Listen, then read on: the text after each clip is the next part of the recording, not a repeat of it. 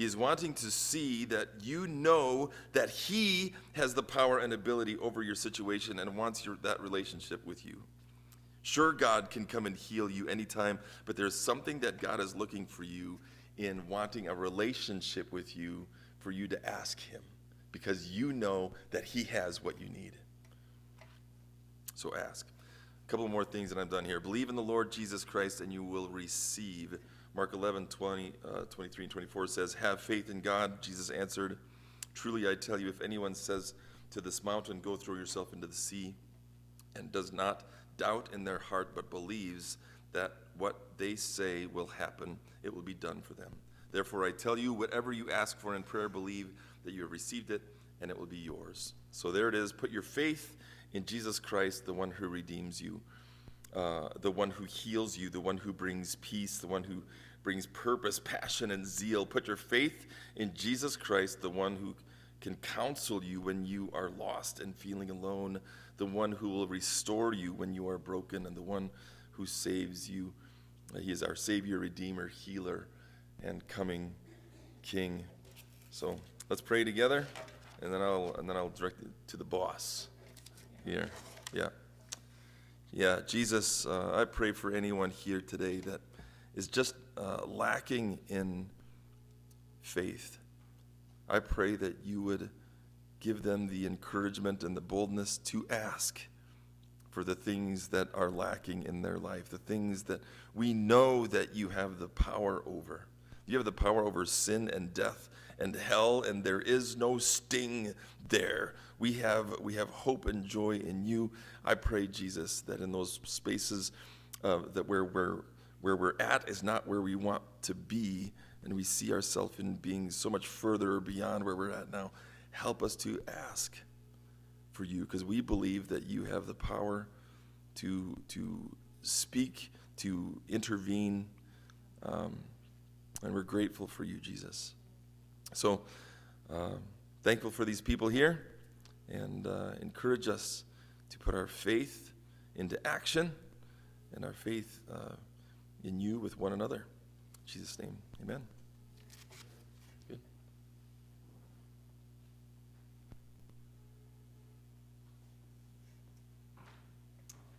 Well, for those of you that may not know, that was Nathan Hunter.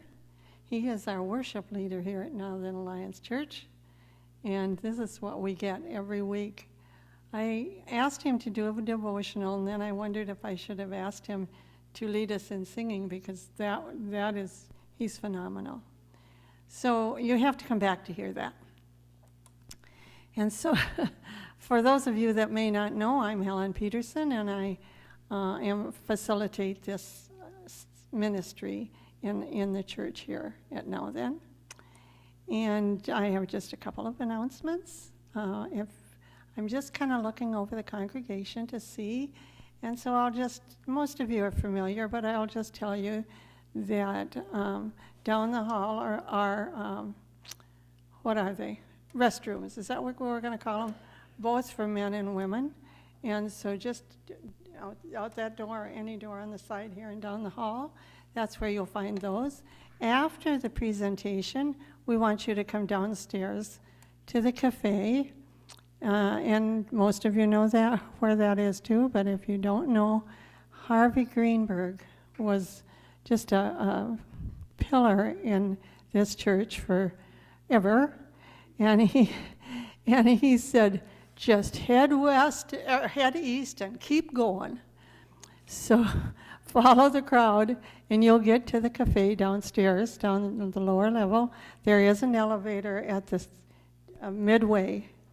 There's an elevator if that's something that you would like to use rather than the stairs. So, and COVID hit us just like it hit everybody. So we are going to accept a free will offering. Very low key, so don't feel threatened by that. But as you leave, there is an offering basket set back there on the right-hand side before you go out those doors. So be sure and go out those doors, okay? And Anyway, there's an offering plate there, and Pastor Bruce put some money in it. It's seed money. So it's just waiting for anyone that would like to participate in this ministry. The offering plate is sitting back there. So I think that's all I need to tell you. Be sure and come down for refreshments and fellowship. We're just so glad you're here. But I would like to introduce Doug Oman, and then Bruce Oman. He answers just so many things. But anyway, Doug Oman, we've been having him come for many years. He is just one of our, we just think of him as our delightful presenter. He actually attends church here, so we're proud to say that. His aunt, raise your hand and wave it around, Karen. His aunt and his cousin are here. Pardon? Is there another aunt behind? Oh, Judy. I forget that relationship. Judy's more on my side of the family, but okay, we're glad Judy's here too. So, is Pastor Nate here? Well, I'm going to take a liberty here. Pastor Nate is our lead pastor, and he's back there doing his duty with the soundboard. He just raised his hand, so he's way back there. But he told me before he left for lunch that it's his 17th wedding anniversary. 17 years past? 15.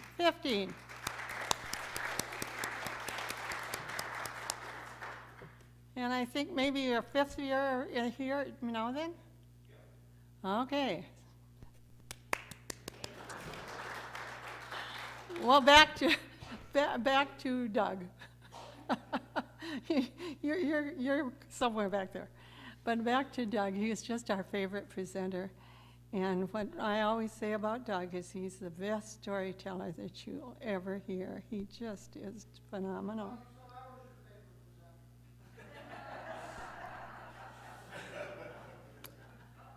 Uh-oh. I think I just lost something. I don't know what. Maybe a raise. I don't know. Seed money. Okay, well, back to Doug. We're going to get there. He has a photography business that he calls Pioneer Photography. And online you can find that very easy just by going to Doug Oman, O-H-M-A-N, or Pioneer Photography, and you'll find all that he does, and he does a lot. The beautiful, beautiful, beautiful pictures, and he puts them into books in categories, and when we go down for fellowship, they're on a table, and they're for sale. He has a new one that I've never seen before, and I'm very excited about it. I asked Graydon if we brought enough money along with us. But anyway, it's on the parks of Minnesota, and it's gorgeous, so be sure and take a look at that. So Doug, with that, Doug Oman.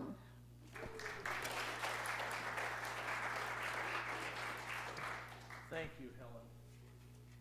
I guess they want me to use this other mic, so I'll move. That's okay.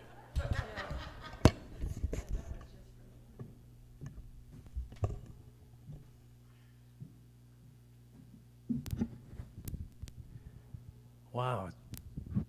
It's great to see everybody. Thank you so much for coming out. Wow, what a year. It's been a year since I've been back with you as a presenter, and I'm excited to be back. It feels normal. Isn't that good?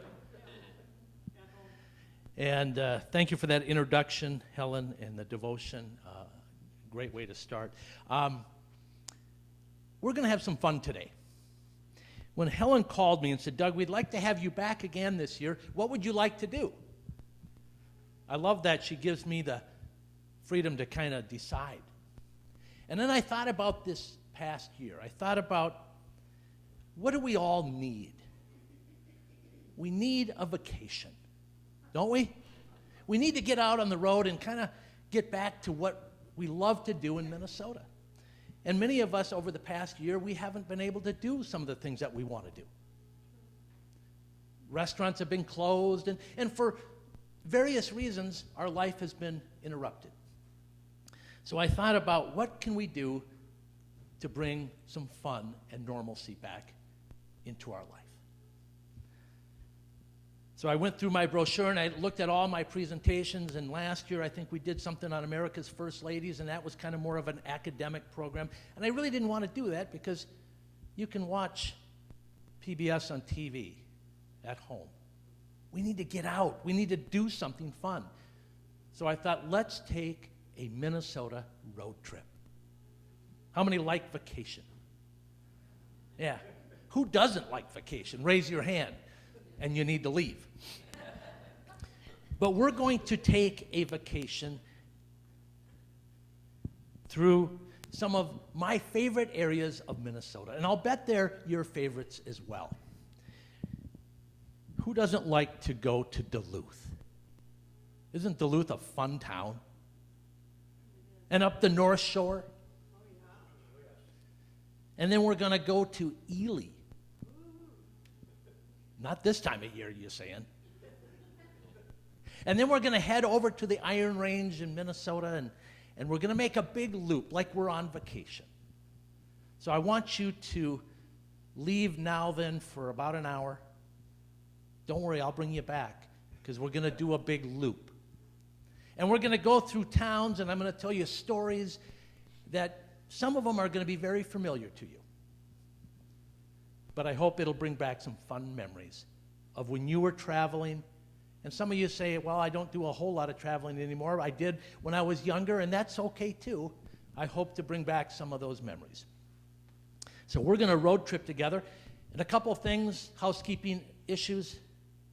I'm driving. So I decide where we're going. So if you say, well, you missed stopping there, you go on your own trip then. You're riding along with me. And I decide where we're going to eat. All right? So you're going to have to be okay with my decisions. And how many remember you're barely 5 minutes out of the driveway when you had your kids in the car, and what did they say? Two things. Are we there yet? And I have to go to the bathroom. Thank you, Graydon. Yes, I have to go to the bathroom. Now, I remember as a kid traveling, we didn't do a lot of vacationing because on weekends, my dad, being a pastor, we didn't go on weekend excursions very often, except to church. And as a kid, that wasn't always a vacation. But it didn't kill me. But I remember when we did go on vacations, and I don't know if you had a dad like my dad, and I loved him dearly, but he told you when you had to go to the bathroom. He somehow had the intuition to know about you in that regard. You don't have to go. You're going to wait. And then how about in the back seat of the car with your siblings? He touched me. Now, we think of that as maybe a Gaither tune, but it's not when you're on vacation. So if you're sitting next to somebody, do not poke them, because I will turn this car around and we will go back home. So help me. Well, we're going to go, like I said, up north into Minnesota's vacation land. So are you guys ready?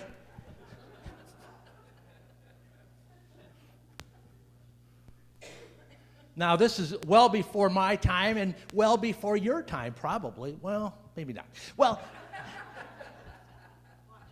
but I remember, again, these bring back some wonderful memories of when one summer Dad and Mom decided to rent a pop-up trailer from a place in Anoka that you could rent these small orange pop-ups. They were called Bethany's. How many remember these little pop-up trailers? Now, there were 6 of us in our family. There was 4 kids, Mom and Dad. And this Bethany was the size of this right here.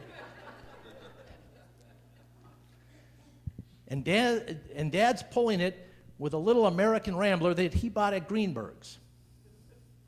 How we ever got on back from vacation is a mystery. Not because of the Rambler, but all of us in the car and in that little camper. But traveling with a camper on the road is an American tradition. We've been exploring as Americans from the very, very beginning. If you think about our history, we always wanted to know what was around the bend or across the hill, and that's what makes us Americans. We are inherently explorers. I think we probably vacation more than any other country in the world because we love to leave our home and go see something else. So let's do that. But if we're going to vacation in Minnesota and we're going to go up toward Duluth, see if I get this clicker to work. We're going to the Arrowhead. There's so much up in that part of the state. I love all parts of Minnesota, but there is something about the Arrowhead. If you ask a typical Minnesotan what's their favorite place to vacation, more than 50% will tell you, we want to go to Lake Superior. So we're going to head up to the Arrowhead. And if we're going to head up to the Arrowhead and we're going to leave the Twin Cities, or we'll leave now then, how should we get there? What road should we take? 61. Great, and you say 61. Why not 35W? Well, it is today. Whoops, I'm sorry. Highway 61. Maybe the most nostalgic highway in Minnesota. Kathy Werzer from TPT did a whole book and a whole show on Highway 61. It stretches from the Canadian border north of Grand Marais, and it stretches all the way down to the Iowa border. And it's a wonderful highway. So we're going to head up 61. But we left this morning, and how many need a cup of coffee in the morning?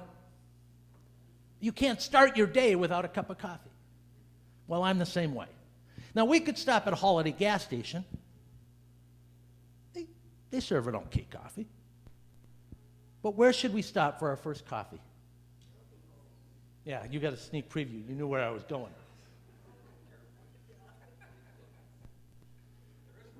Toby's. Is there anyone in the room or in church today that's never been to Toby's?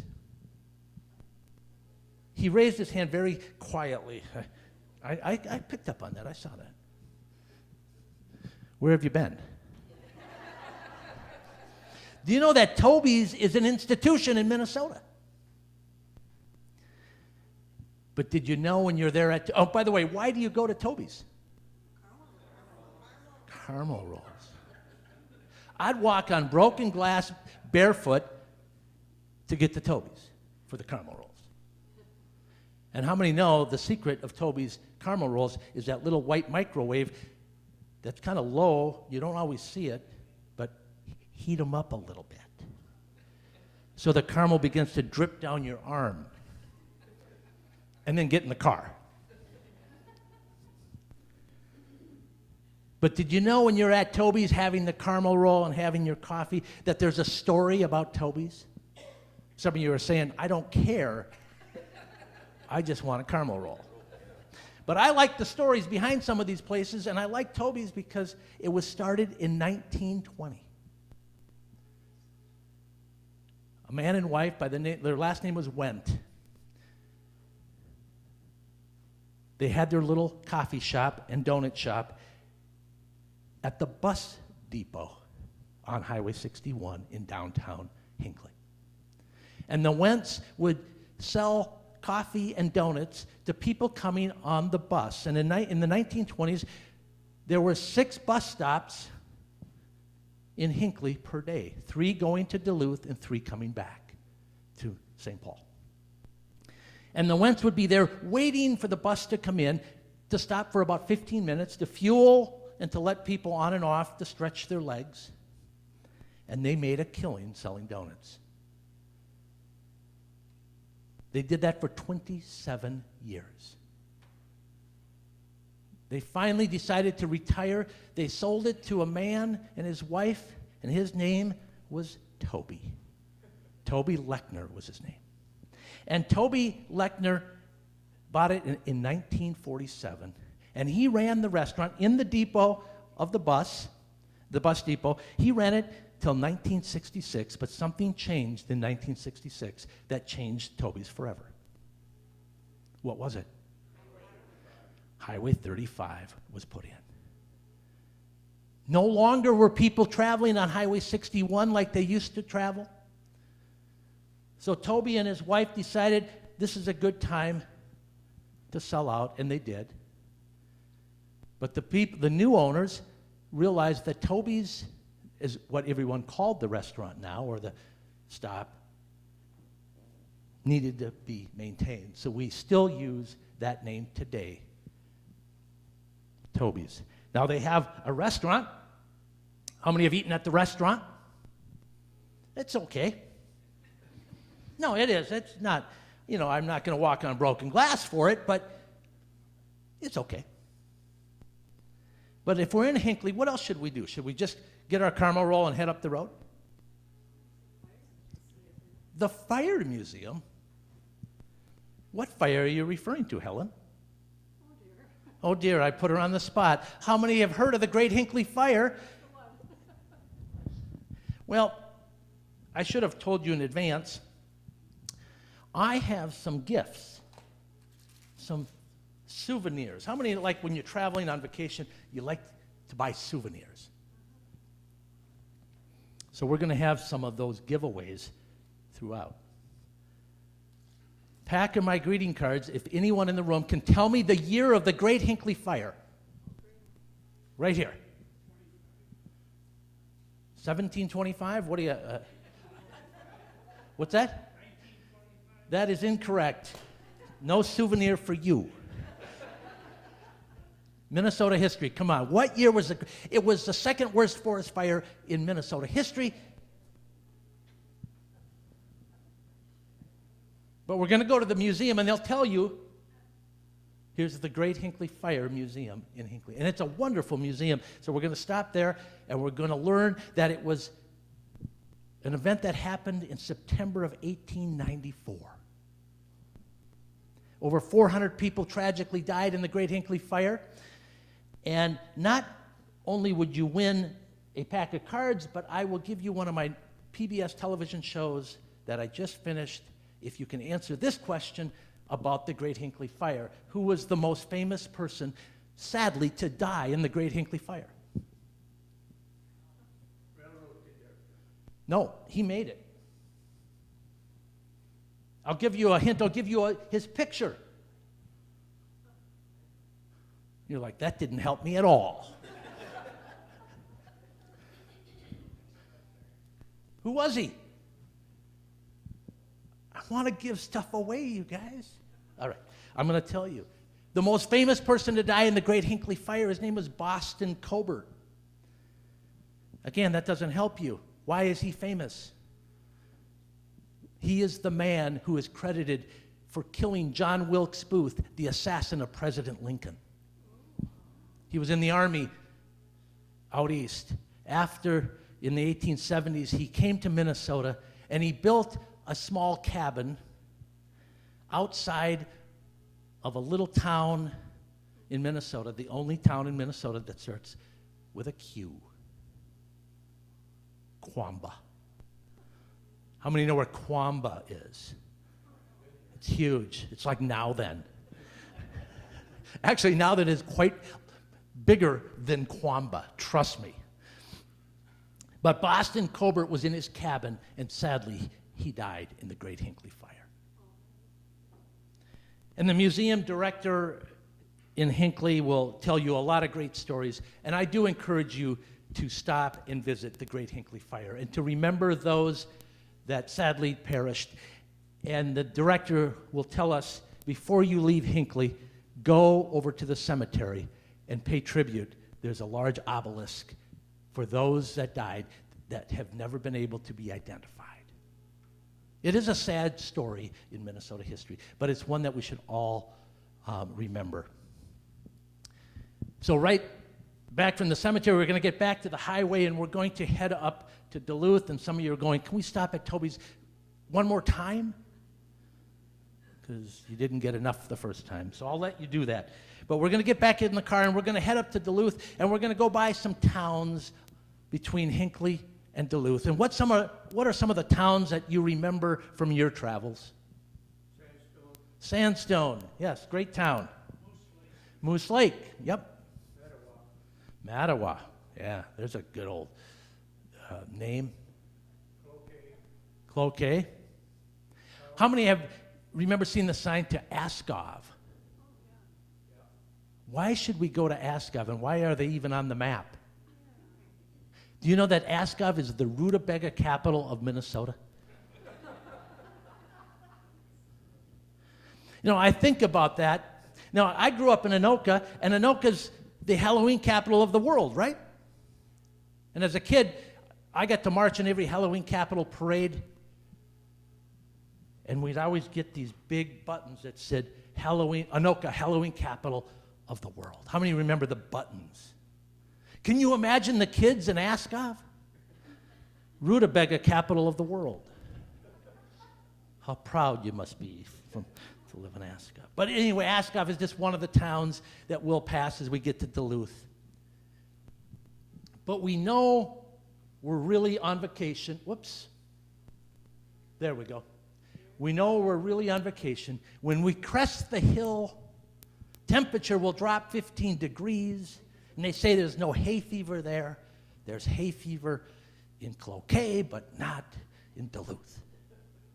How that works, I don't know. But how many love that hill, the cresting the hill? And you look down to this beautiful lake, the largest of the Great Lakes, Lake Superior, and there's so much in Duluth. We could spend an entire vacation, but it's lunchtime.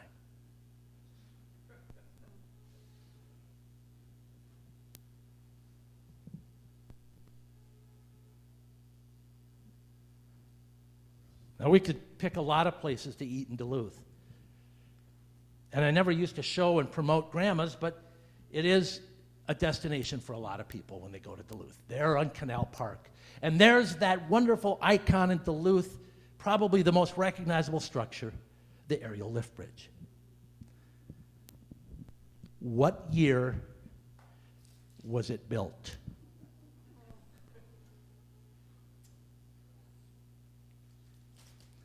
I'm going home with a lot of stuff. 1905. But when it was built, it didn't look like it looks today. The aerial lift bridge didn't have a roadway because we didn't really have cars in 1905 on a regular. There might have been some really, really early ones, but generally speaking, automobiles were a few years down the line. So what did the aerial lift bridge, look like?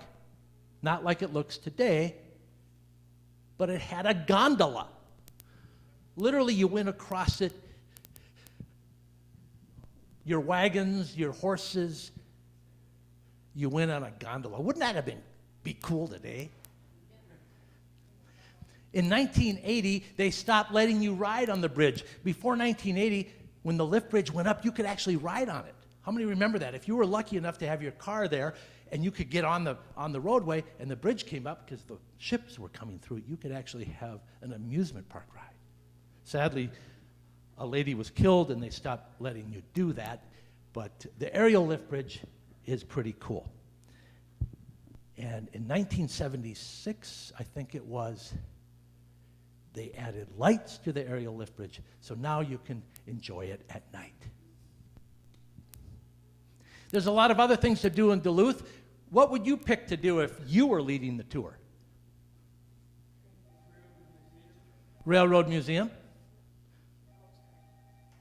The Rose Garden.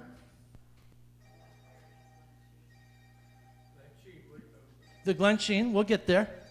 Yeah, we'll go to the Glen Sheen. But I'm going to take you to my favorite landmark in Duluth. It's not the aerial lift bridge. It's not the Glen Sheen Mansion. It's up on the hill, and a lot of people mistaken this building as the courthouse. See if I can get this. No, the slides are just a little out of order. There it is. What is it? Anybody go to Central High School? How'd you know that? My dad did. Awesome. It's an amazing school, and we're going to see two schools today, but this is a really cool school, built in 1894 with rock that was quarried in a town we went by that Graydon mentioned, sandstone. They brought up the rock, they made Central High School, and it's a beautiful, beautiful school, but they closed it in 1988.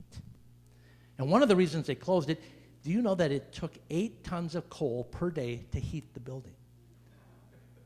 8 tons a day. That's a lot of shoveling. That's a lot of shoveling, Helen, you're right. But it's a great, great old school. And the tower is 230 feet tall. The chimes in the tower are exactly the same chimes in terms of the tone and what it, I guess, plays as Big Ben in London.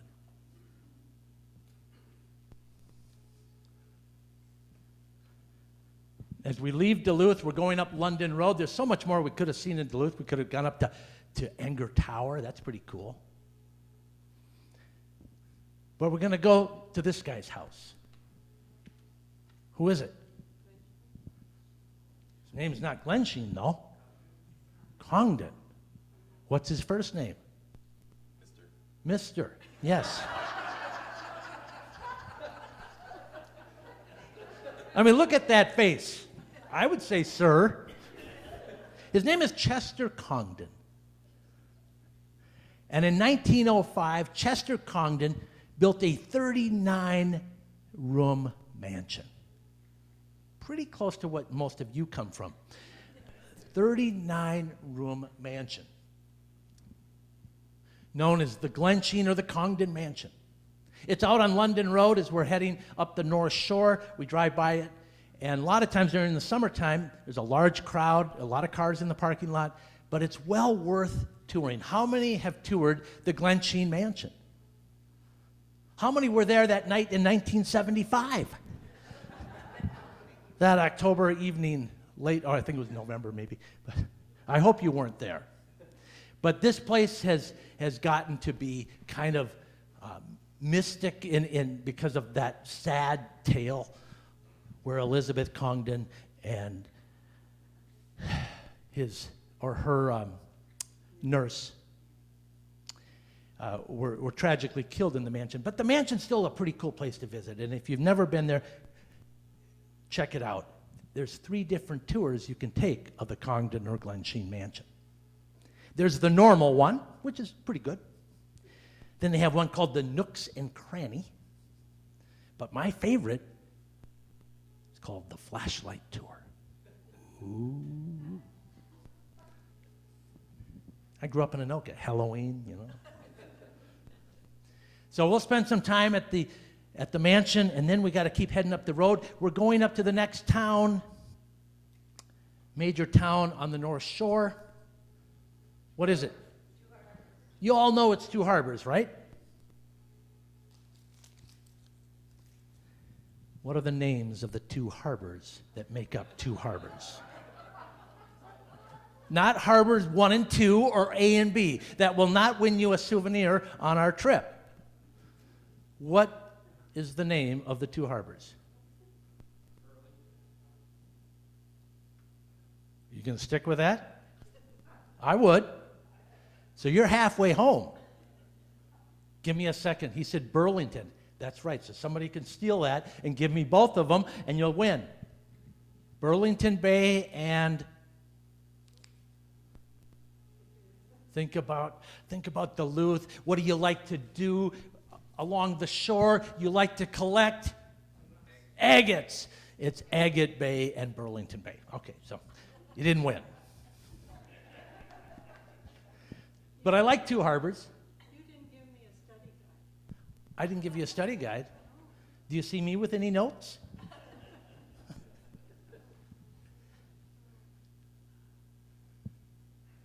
couple of cool landmarks in Two Harbors. The oldest lighthouse in Minnesota is this one. Built in the 1890s, I believe it was 1896. It's in Two Harbors. It's 49 feet tall. Its light projects 17 miles out in Lake Superior. It's brighter and more powerful than Split Rock up the shore, which we'll go to in a minute. It was decommissioned from the Coast Guard a number of years ago, and it was bought by the Lake County Historical Society, and they turned it into what? I know my cousin and my aunt have been there. They've stayed there. What is it? A bed and breakfast. How many have been to the B&B in Two Harbors? You guys have been up there too. Did you hear footsteps on the steps at night? They say if you listen, you might. I don't buy that for a minute. But it's a cool lighthouse. But across from the lighthouse is even, for me, a more interesting landmark in Two Harbors. What is it? Not the docks. I'm not interested in the docks as much as I'm interested in what's in front of the ore docks. The Edna tugboat. Good job, Graydon. Too bad I didn't offer a gift. But I will give you a gift, Graydon, if you can tell me Edna's last name. Now, that's the Edmund Fitzgerald, and it has nothing to do with Edna. Edna and Edmund, okay, they could have been brother and sister, I suppose, but they weren't. I tell you who to work on it. I bet you could. After a cup of coffee downstairs, I'll listen to you.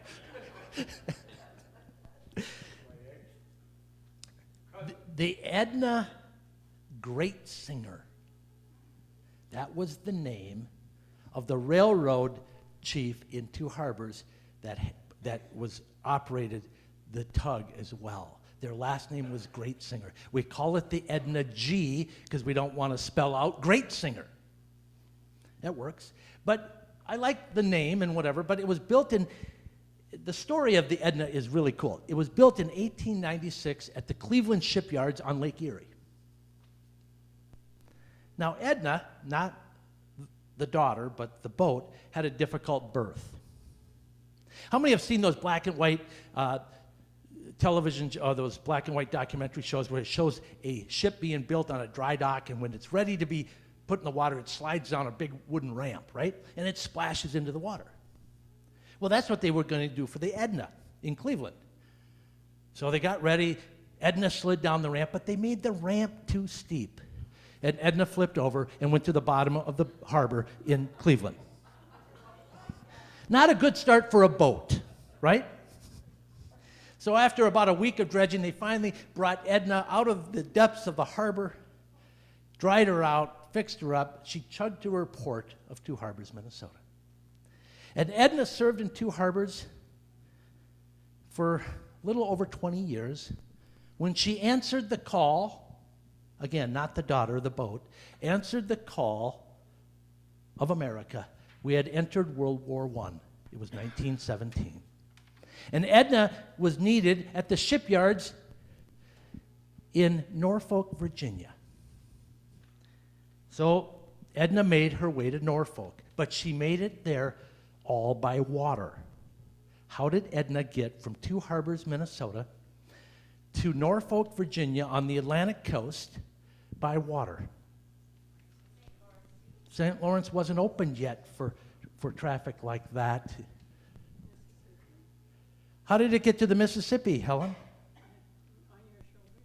No, I didn't. You didn't portage the Edna.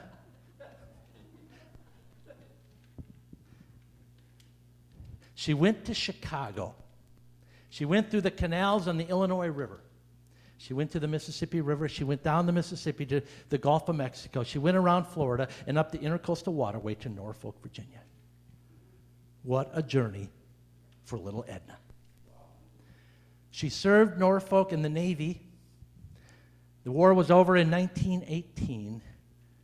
But by 1920, Two Harbors said, we'd like Edna back, and Norfolk didn't want to give Edna back. Do you know that they had to go to court, and Edna won, or Two Harbors won, to get her boat back? She went back the same way she left 3 years before. I don't know. I wasn't on the boat. Helen asked how long it took her. I'm sure it was quite a voyage. But she was the last steam operating tug on Lake Superior. She's been decommissioned. It's a museum now, so we'll all go in and see what an old tugboat would have looked like on Lake Superior.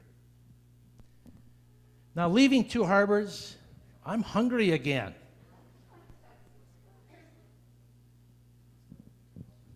And I only had one caramel roll. You guys had two at Toby's. And I didn't get dessert at Grandma's. So where should we go?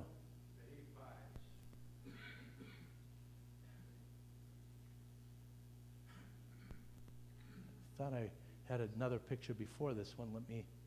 There it is. Betty's Pies. How many have never been to Betty's Pies? Wow.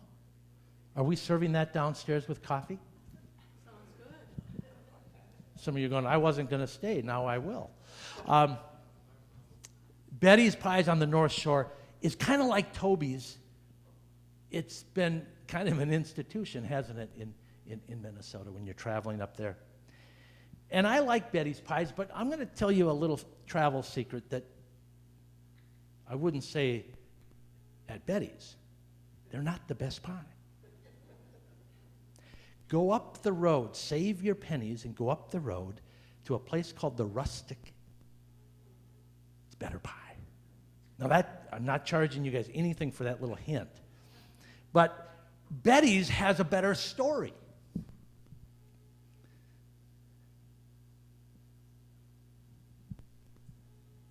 see if I can get this stuff.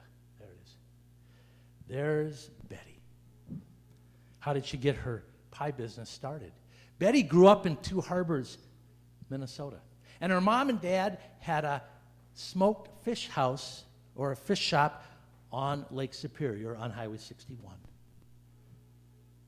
Now, Betty, as a teenager and as a young girl, would work in the fish shop with mom and dad. This is back in the 1940s. But Betty hated working with mom and dad at the fish shop, because she was teased when she went to school because she smelled like fish.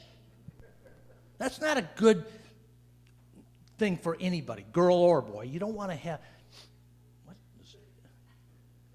How many have been in a smoked fish shop? It has a strong scent. Finally, Betty graduated from Two Harbors. She says, I'm leaving this town. I'm leaving the North Shore. I've had it. She went to the Rocky Mountain School of Photography in Utah, and she became a professional photographer. I think I would have liked Betty.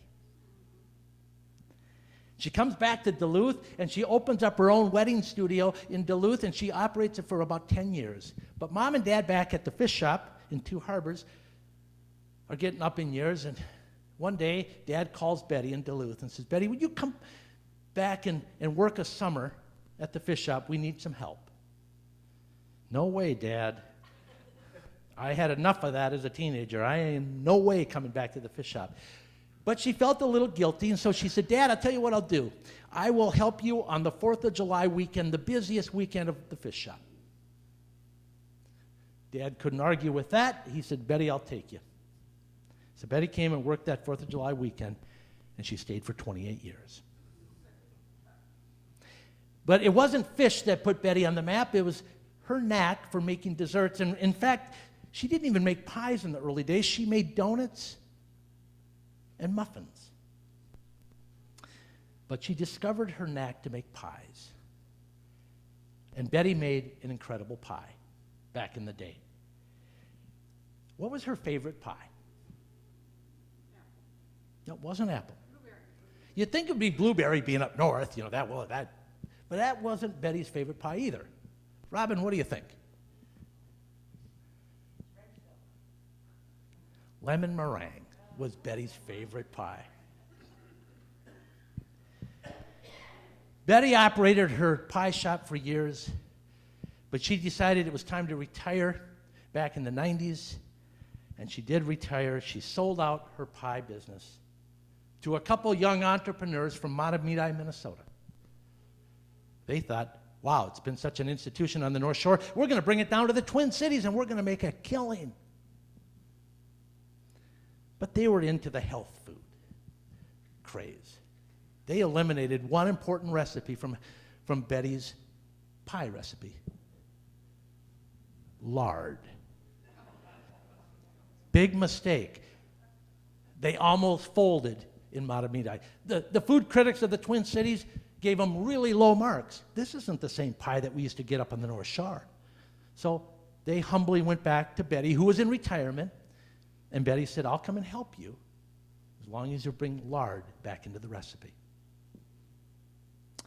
So Betty's Pies is still going today. So if you're looking for a healthy slice of pie, forget it. Stay home. Betty has long since passed away now, but her name will live for a long time in northern Minnesota. Now, what's your favorite pie? You like lemon meringue? I know my friend back here does. He gave me a fist pump when I said lemon meringue that Betty liked. Oh, you guessed it. Okay. Well, some of you are going to get a slice of pie today, and I have told you not to get too much ice cream. You know what a mess that'll make in the car. But some of you didn't listen, so you got, instead of 1 scoop of ice cream, you got 3 or 4, and we're barely down the road, and you are not feeling well. You need to get out and walk it off. So let's stop at one of my favorite state parks in Minnesota, and let's take a hike. How many love Gooseberry Falls? It was started back in the 1930s by the CCC, the Civilian Conservation Corps. It's one of the coolest state parks. The falls are great, the hiking trails. The gift shop is larger than Walmart. But if you can get out of there without spending all your vacation money, because you got to buy souvenirs, you'll enjoy Gooseberry. But it is a very, very busy state park. It's one of the busiest state parks in Minnesota, especially in the summer months. How many know the parking lot looks like a Walmart? So some of you are going, let's not even go to Gooseberry. We've done it. We've seen it. Let's go to a park up the road. It might not be as busy. We will go up to Split Rock Lighthouse. Maybe one of the most iconic places in all of Minnesota. I always say there's two things. The headwaters of the Mississippi at Lake Itasca and Split Rock Lighthouse on Lake Superior. And I said that to a group, and I remember one gal, she said, oh, you forgot the third most iconic place in Minnesota. And I'm thinking, I wonder what she's thinking. So I said, well, what is that? And she said, the Mall of America. Brother, no, it doesn't really compare to Split Rock or the headwaters of the Mississippi.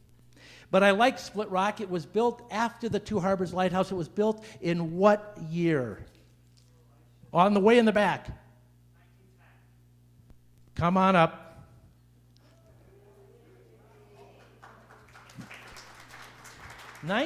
How did you know that? There you go, buddy. That is awesome. 1910. He helped build it. Every year, they have a ceremony in November to commemorate Edna. No. Fitzgerald. Not Edna Fitzgerald. Iron Horse. Yeah. The Edmund Fitzgerald. And how many times do they toll or blow the horn and toll the bell? Somebody are singing. My cousin Robin is singing the Gordon Lightfoot song right now in her head. Okay. How many times or how many died on the Edmund Fitzgerald? Boy, you're so close. 29. Right, Robin? So we'll get out there, and it's a great spot. They have a wonderful interpretive center there where they show a movie, and there's a lot of cool things, and you can take some hikes and get some great photos. And if you're into kayaking, it's some really fun kayaking around the lighthouse. But when it was built in 1910, there was no roads up to the lighthouse from Duluth. They literally had to bring everything up by ship and hoist it up with big ropes and tackle and pulleys up the sheer cliff to build the lighthouse. Pretty cool. Well, it's getting close to trying to find a place to stay tonight, but we're going to have to stop and meet the mayor of Silver Bay. And there he is.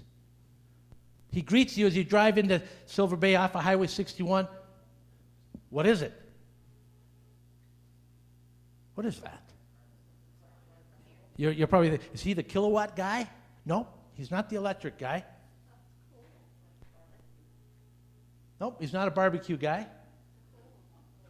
He's not a coal guy. We don't have coal in Silver Bay. What do we have in Silver Bay? Why is Silver Bay even there? Taconite. Silver Bay is one of the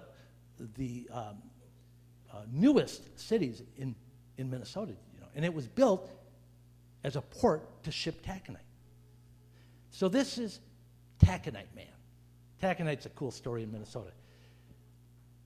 Who can tell me his name?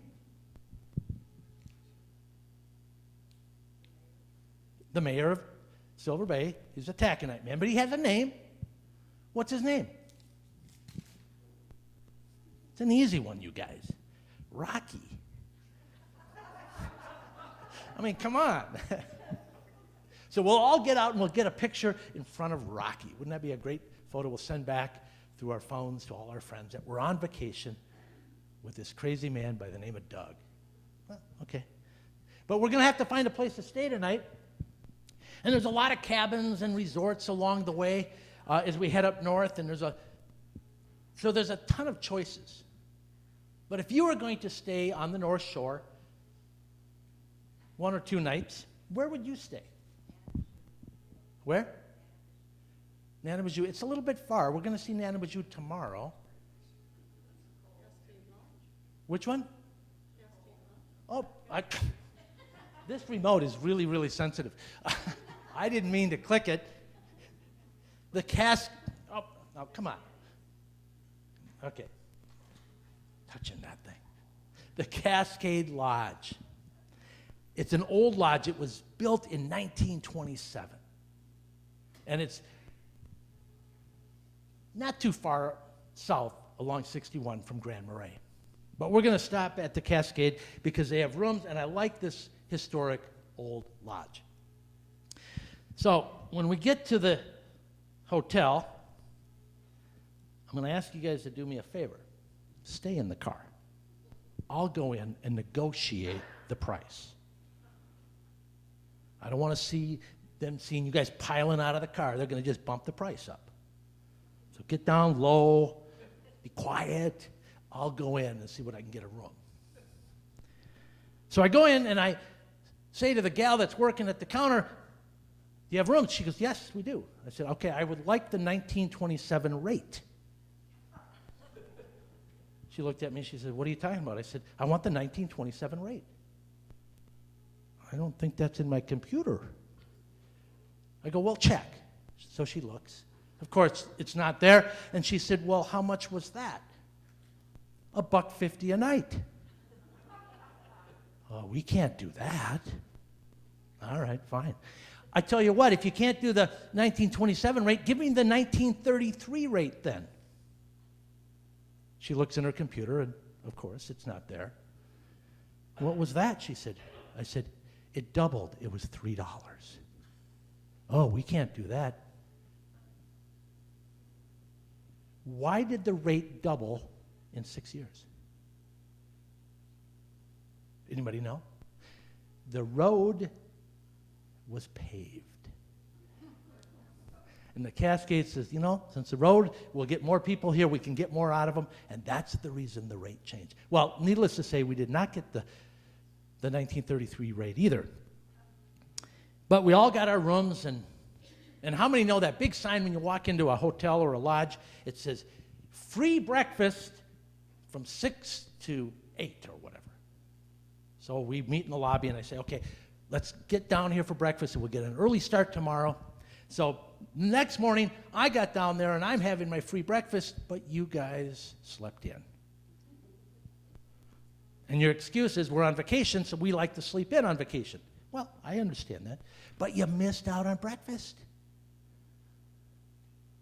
So we have to get in the car, and you guys are hungry and grumbling, and we have to drive up to Grand Marais to the world's best donuts. Because again, you're on vacation. Diets don't work on vacation. How many know that? How many have ever eaten at the world's best donuts? Would you agree with the sign? I mean, if you're going to put a sign on your business saying you're the world's best, you better be able to live up to it. That's all I can say. And they are good. But I like the story of the world's best donuts, and I think it would be better if I read it to you instead of trying to quote it by memory. See if I can find it here. It was started in 1969 by a gal by the name of Marita Eltactrin, or whatever. I can't pronounce her last name. But they all called her Grandma Rita. At age 47, and it was named Grand Marais Donut Shop. It was named the Grand Marais Donut Shop and was located in a little block building that's now the Dockside Fish Market. In the early days, she would get up early in the morning and she would mix up some donut batter, and she would sell 3 kinds of donuts: sugar donuts, plain donuts, and cinnamon donuts. I love this part. In the early days, there was no cash register. Guess what they used? A tackle box. Isn't that perfect? But today you can go to the world's best donuts. And one of the things, if you've never been there, when you go there, you'll notice in the seating area or the dining area, there are photographs from all over the world.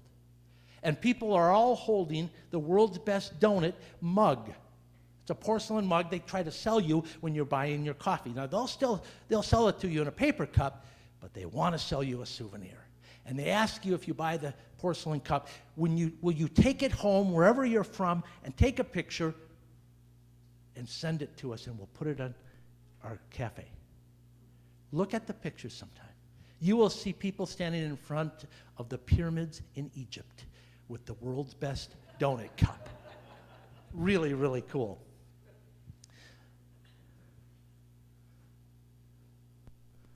So let's go down to the lake and enjoy Grand Marais. It's a wonderful, wonderful town. Eat our donut, drink our coffee, and enjoy Lake Superior. If we want, we can take a side trip and go up the Gunflint Trail from Grand Marais. But we're going to keep going up the North Shore Trail or up Highway 61. And after walking around Grand Marais, doing a little shopping, we get back in the car. Let's head up the shore to our next stop, because it's almost lunchtime, so why not? Somebody mentioned it earlier. Where's this? Nanabajou. Easy for you to say. Nanabajou Lodge. It's really a cool destination. If you've never been there, well worth it. A couple things. We're going to have lunch there, and we're going to make reservations for tonight, because we're going to stay there when we return. We're going to go to the very tip of the arrowhead, then we're going to come back and we're going to stay at the Nanabujou. A couple of things to remember. There are no TVs in the room. Some of you are going, what? I'm sleeping in the car. No, there are no TVs. And I don't believe there's telephones. Not a big deal today with cell phones, but there's no TVs or phones. So get a book at the gift shop. Read. But the Nanabujou is really cool because it's historic. It was built right about 1928, early 1929. Just before the crash of 29, the stock market crash, the Nanabujou was completed, and It almost went out of business, but they invited 2 celebrities in America to come and endorse the Nanabuju Lodge. Who were the 2 celebrities that came and promoted and kept the business going through the Great Depression? Who said that? Oh, you got to have a gift. I didn't even offer, but since you knew that, Robin, will you walk these back to, and she can have her pick. Yes, Jack Dempsey and Babe Ruth. That's awesome. Now, I'm going to give out my television show if you can tell me what Nanabuju means in Cree Indian. Honeymoon spot? So you got to know this, Aunt Karen. What does the word Nanabuju mean in Cree Indian? Buy one of these downstairs. Spirit of the woods. But we're going to grab lunch, and I love the decor, but I love the dining room. Whoops. Again, this is such a sensitive remote. Yes, the dining room at the Nanabuju. Don't you just love that rock fireplace? Now we got to get moving. We're way behind schedule here, Helen. How much time do I get? What's that? Oh yeah, everybody can just use one table. No, I have no idea. Probably not these days. But we'll grab lunch and then let's head up. We got to keep moving quickly. I think I'm taking way too much time to get us around the big loop. So let's head up to the very tip, to that great town. It's the furthest eastern town in Minnesota, known as Grand Portage. And we're going to go to the Grand Portage National Monument. We have 2 national monuments in Minnesota. What is the second one? Pipestone. Good job. Didn't offer a gift, but Pipestone. But the Grand Portage National Monument is wonderful. It's an interpretive center. It's been kind of recreated, but very authentic, and people dress up in period costumes, and you can really learn a lot about the early fur trading days on Lake Superior and northern Minnesota. And from there, we're going to take a hike at Grand Portage State Park to the highest waterfall in Minnesota.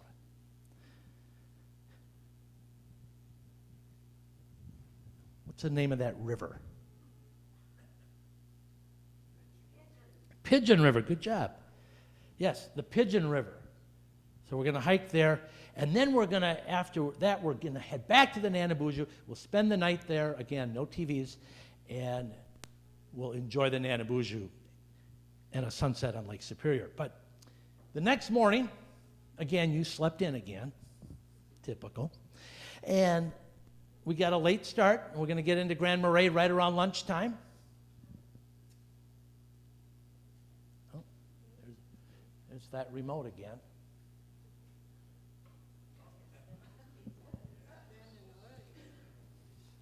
I invited them to the show this afternoon, and oh, there they are.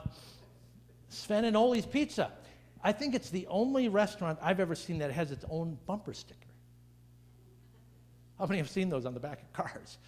Sven and Ole bumper sticker. But if you're eating at Sven and Ole's, don't forget that it has a wonderful story. 2 brothers started it back in the 1980s. Their names were Sid and Terry, and they were both U of M or UMD students in Duluth. But in the summertime, they would come back to Grand Marais where they lived, and they began to sell, for a summer job, they sold Mom's famous brownies and nachos and cheese. Second summer, they decided, because they had made so much money the summer before, they decided to do it again, and their reputation was growing. By late June, they had run out of cheese. So they called some friends in Minneapolis and said, buy all the Velveeta you can find. Send it up on the Greyhound bus. And they did. And Sid and Terry's business just blossomed. But they branched away from Mom's homemade brownies and nachos and cheese, and now they're the famous sandwich and pizza shop in Grand Marais. I'm not sure which one's Terry, which one's Sid, but there they are, Sven and Ole, an institution in Minnesota. Now we're going to head up to Ely, but to get from Grand Marais to Ely, there's no direct route. You can't drive through the Boundary Waters canoe area. So you have to kind of go down the shore, but we don't want to go all the way back to Duluth. We want to go to one of my favorite roads in Minnesota. What highway are we going to take to Ely? Highway 1. And there it is. It snakes through the Superior National Forest. It's a fantastic highway to travel on because it's like a roller coaster ride. And then we get to that great town of Ely. Now, this picture was taken in the wintertime. We're not there in the winter, but I wanted to show you this because the population sign of Ely, they actually screw it onto the original sign by season. It triples in the summer. So this is the low population sign. I love that population. They can just change it out when they need to. Why should we go to Ely? What's important and cool to see in Ely? The National Wolf Center is pretty cool. They have a National Bear Center there. Who was the famous Arctic explorer from Ely? Will Steger. Remember him? And if you're shopping for winter wear, what do you buy in Ely? Mucklucks. How many have a pair of mucklucks? They're a boot, by the way. Some of you are going, I'm not sure I want one. But I like Ely. It's on the doorstep of the Boundary Waters canoe area. It's a sanctuary that we're so privileged to have here in Minnesota. The National or International Wolf Center, well worth the visit. How many have been to the International Wolf Center? So the rest of you, come on in. You guys stay in the car. You've been there. But it's a fantastic compound. And if you're lucky enough to be there when the pups are born, that's really cool too. I've never been that lucky. But I've been there. I was there in the winter and I got this picture. Wolves are a cool animal. They're just, they're the grandpa of our dogs, if you will. We're the wolf, and they're just so cool. So we'll go to the International Wolf Center. We won't have time to do the Bear Center. You'll have to pick that one up on your own. But we're now on this incredible highway, Highway 1. And from Highway 1, we will take an abrupt western direction. We're now on the way home, and we're going to stop at the Tower Sudan mine in that great town of Tower, where it had the lowest temperature on record. Not the day we're there, thankfully. But how many have been in the Tower Sudan mine and gone down into the mine? If you've never done that, let me just tell you briefly, it's an experience you will never forget. They put you in an elevator that has no business carrying passengers. And they drop you a half a mile into the earth. You're lucky to be here today. And I think when I was there the first time, I think I overheard Fred and Arnie, the two park rangers, talking. How many remember Fred and Arnie? And they're both looking up at the cables of the elevator that we're about to go down, and Fred says to Arnie, we ought to change out those cables. Arnie's over here, and he looks up. Yeah, you're probably right, Fred. But I think we can get another day out of them. Now, that didn't really happen, but I think it could. But it's it's the old Vermilion Iron Range. We have 3 iron ranges in Minnesota, and it's the oldest one. It's been decommissioned many, many years ago, but it's an old-fashioned shaft mine iron range, not like we see at the other 2, the Masabi and the Cuyuna. But this one is pretty cool. So if you're ever up there, take it in. But from Tower we're going to go into the Iron Range, but before we do, we're going to take a little detour. We're going to go north to the refrigerator of Minnesota. International Falls. I didn't even touch that remote, honestly. And it switched. I don't know how. It must be voice activated, Bruce. But we're going to go see this 26-foot statue of who? It's not Paul Bunyan. Graydon, you need some new glasses. Who is it?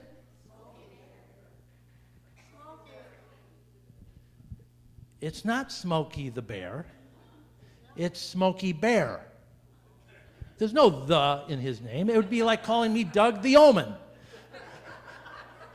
It's Smokey Bear. Do you know that Smokey Bear, he is in International Falls. Smokey Bear is there. And the story of Smokey is interesting. You know that Smokey Bear was a real bear. He was a rescue bear, a cub they found in a forest fire in New Mexico back in the early 70s. A true story. Smokey was a rescue bear. They brought Smokey to the National Zoo in Washington. Smokey grew up in the National Zoo, and when Smokey became an adult, they decided that Smokey needed to get married. So they found another bear. Had a wedding ceremony so that, Smokey and Goldie wouldn't be living in sin. They wanted to make it legal. So, true story, they moved Goldie in with Smokey, and they thought they would have a bunch of little Smokies, but they never did. Those are nieces and nephews or something, but... Now, you can't make this story up, folks. Smokey died in the early 1980s. When he died, and I don't mean to be calloused about this, but Smokey was cremated.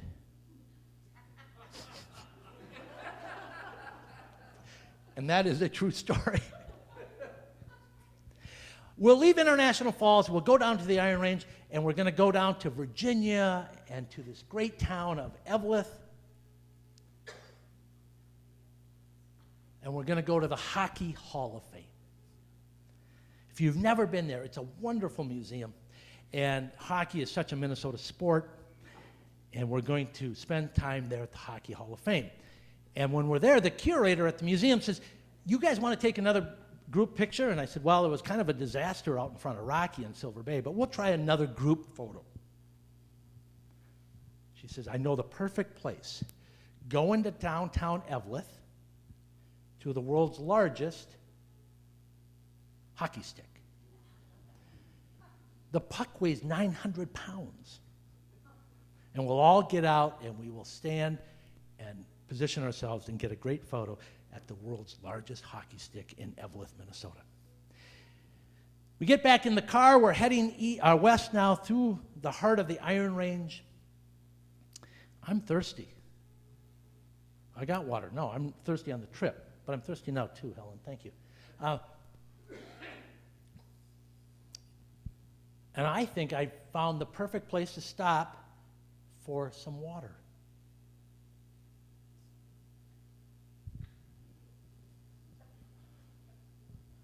Buell, Minnesota.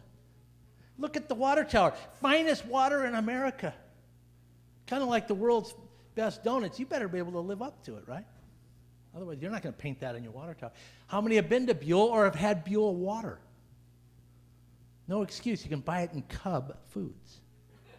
It's more expensive than the other stuff, but you can get Buell water. Do you know that Buell water has been tested by the CDC as the purest water in the country?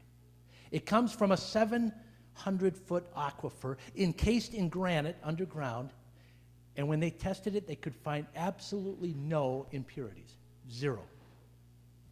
So let's get a cup of coffee in Buell, Minnesota.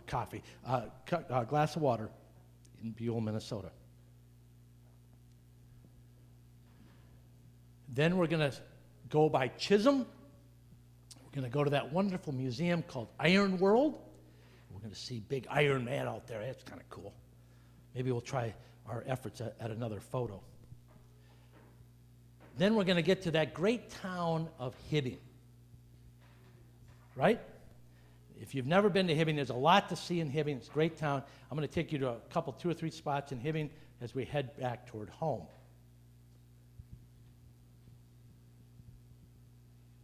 The Greyhound Bus Museum. I've been there 3 times, and I'm the only one there. I don't know why you guys won't come to the bus museum. 1914, a man by the name of Andy, they called him nickname, Andy Bus Anderson. How do you like that?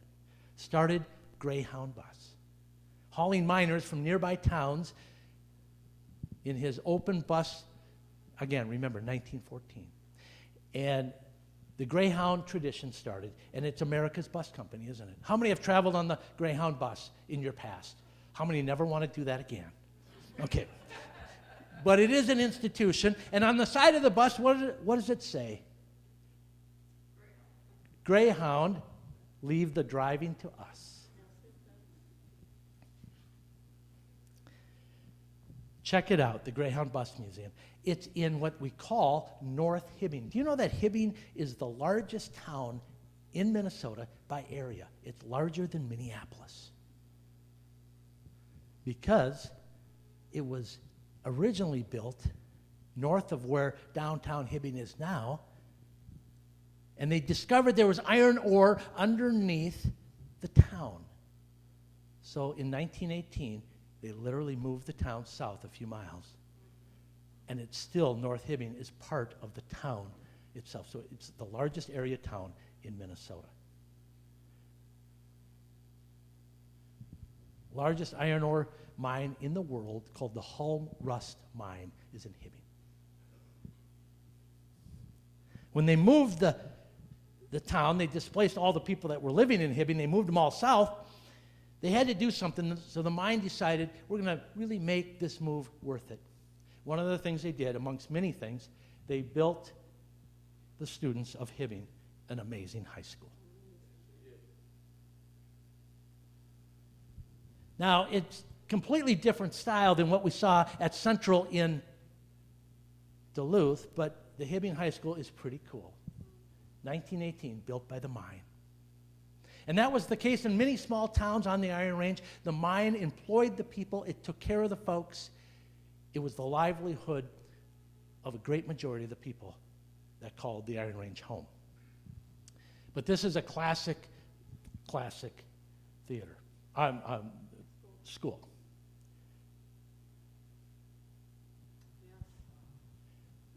That auditorium is as good as anything you'll find in New York City. So we'll visit that. And there's one particular seat that people always want to sit. It's J43, because they say it's haunted, but that's another story. They fight over that seat in that theater. But we're going to head through we're going to head south, heading down toward Grand Rapids, by these great little towns. I just love their names. I like saying them. Nashwauk, Keewatin, Pengilly, Marble.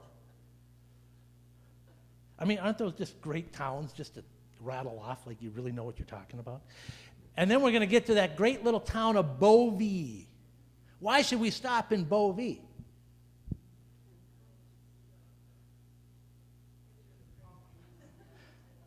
Minnesota's state photograph. Photographed by a man by the name of Eric Enstrom back in 1913 or 14, I think it was. It's been colorized. It was black and white originally. And that man was a homeless peddler selling boot scrapers. And Eric, the photographer, paid him $5 to pose. Do you know that photograph, you'll find it around the world.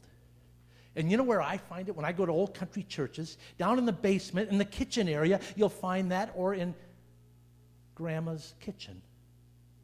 How many have Grace, is the name of it, hanging at home? Anybody? Not anymore. You got rid of it, sold it. Did you know that Grace has an accompanied painting or photograph of a woman? Do you know that?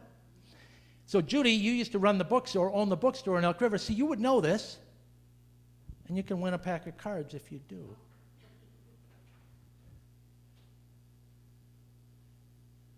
What is this one called?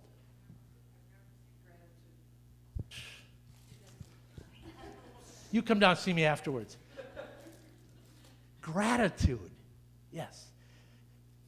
So we're heading back home. We'll be home in about 5 minutes. Can I have 5 more minutes?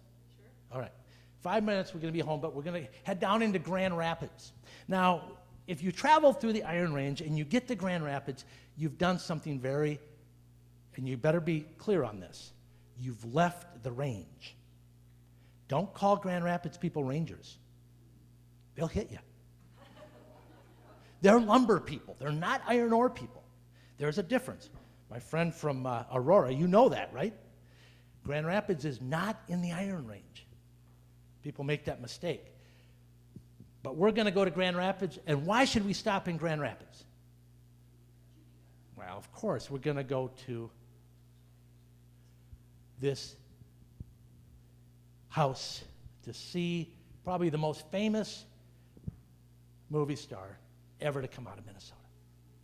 Right? Good old Judy.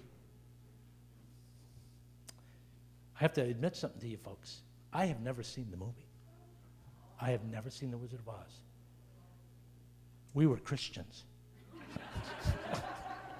I'm joking. But seriously, I grew up, we didn't have a TV until I was 15, so that may have been part of it. But no, seriously, even in later years, as an adult, I like telling people I never saw it, so I never saw it just out of being boastful, I guess. But anyway, I should check it out. I think it would probably be a good movie. But Judy Garland's house, you can visit it. And her name was not Judy Garland, it was Frances Gum. G-U-M, Frances Gum. I don't think that would have made a big hit in Hollywood, but she changed it. Now we're going to head south. Now we've been on the road for 3 days now, and you know what? You guys are asleep in the back seat. I'm doing all the driving. So we're going to head down 169, heading home.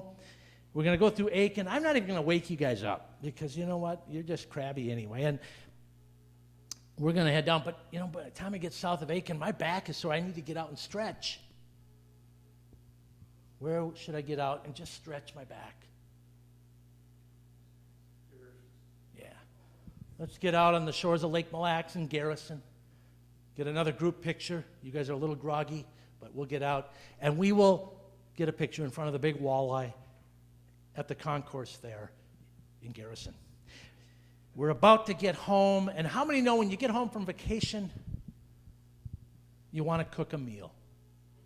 Right? No way. So we need to find a place to eat one last time on the road. Should we get gas station food? Hot dogs? I've been on that roller for about a month. Where should we go? Happy's? I agree. If you've never been to Happy's, you have no excuse. It says on the sign, established in 1990. Who has never been to Happy's in Onamia? Oh. One thing I'll tell you about Happy's, it's pretty good food, pretty good hamburgers and pretty much that kind of food, but they make their own hand-dipped Buster Bars. You will never get one at Dairy Queen again. Happy's. So we pile in the car after eating the Happy's. No, we're going to be home in about an hour. And then one of you reminded me, we forgot something on the trip. We forgot to get a souvenir for the neighbors who were watching the dog. They'll know if we buy something at Holiday gas station. What should we do? We could have bought them a cool gift in Duluth or Grand Marais or even Hibbing, but we forgot. And then one of you reminded the rest of us, I know of an idea. Let's stop before we get home and let's buy them a gift pack of Lutefisk. How many know where the Day Fish Shop is? You live there. Keep your distance. So we pile out of the car. Some of you are going, do I dare go in? Because you know when you buy lutefisk at Day, when you get home, you have to burn your clothes.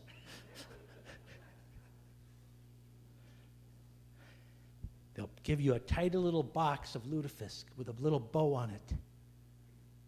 And then you reminded me, you know, we didn't really care for those neighbors anyway. Bring home lutefisk. They'll never watch your dog again. We've made a big loop. I hope it's been fun. There's a lot of great stories in Minnesota. I've enjoyed bringing it to you, and I hope that it gave you a little break in a very difficult time just to feel like you feel like you're a little bit on vacation today. I'll join you for some coffee and something downstairs. Come down and see me. It'll be fun to talk. But again, Helen, thank you for inviting me. But most of all of you, thank you for coming. It's been fun.